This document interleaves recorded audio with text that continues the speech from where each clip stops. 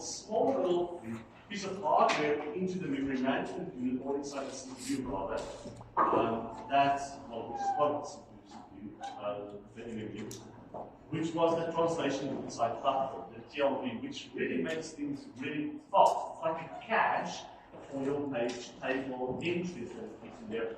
What's really cool about this cache, you can do parallel lookups, so you can look at all the locations in one clock cycle and find the correct entry in there and return the result if it's there. If not, obviously then it's a TLB miss, and then it will have to go to the real page table in memory.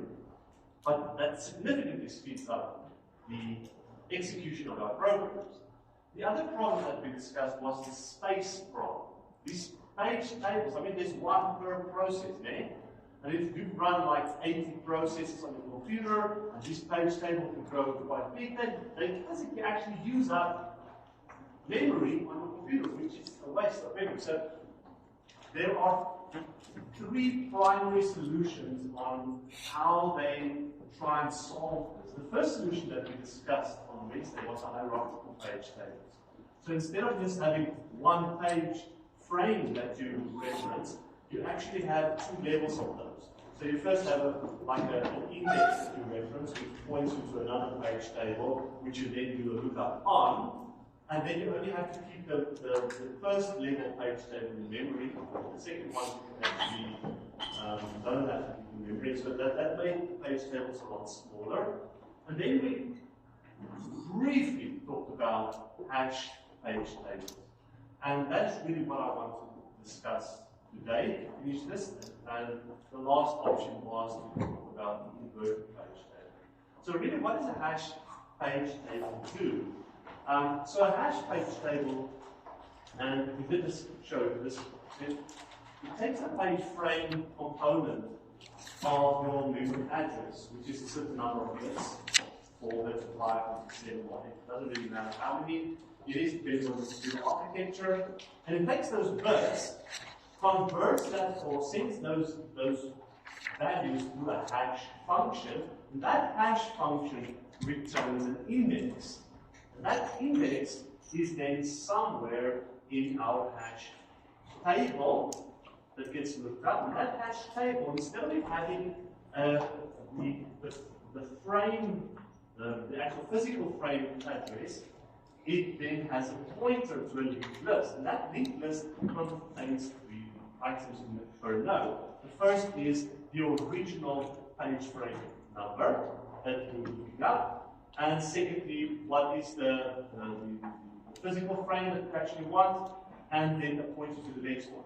So it will basically traverse this linked list until it finds, in this case, you see the P there, and the P in the next, that second node on the linked list is actually the one that it found, and then it returns the correct physical page from there.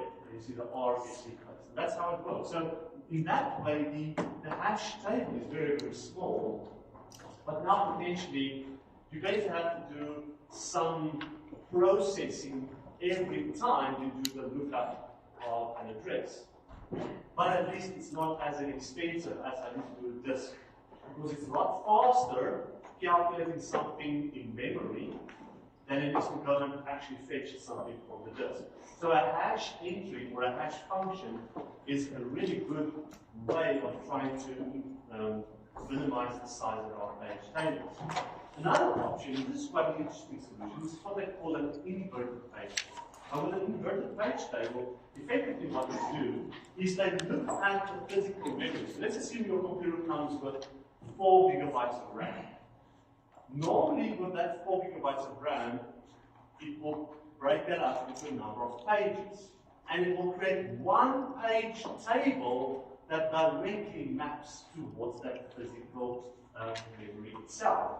But because we only have one page table now, and not one per process ID, the actual components that's inside of the page table, the individual items in there, is a little bit more complicated, because now you have a process ID that's also stored per entry, and you cannot just do a logical lookup, because now when you do your lookup from your logical address, you basically have to start with your process ID.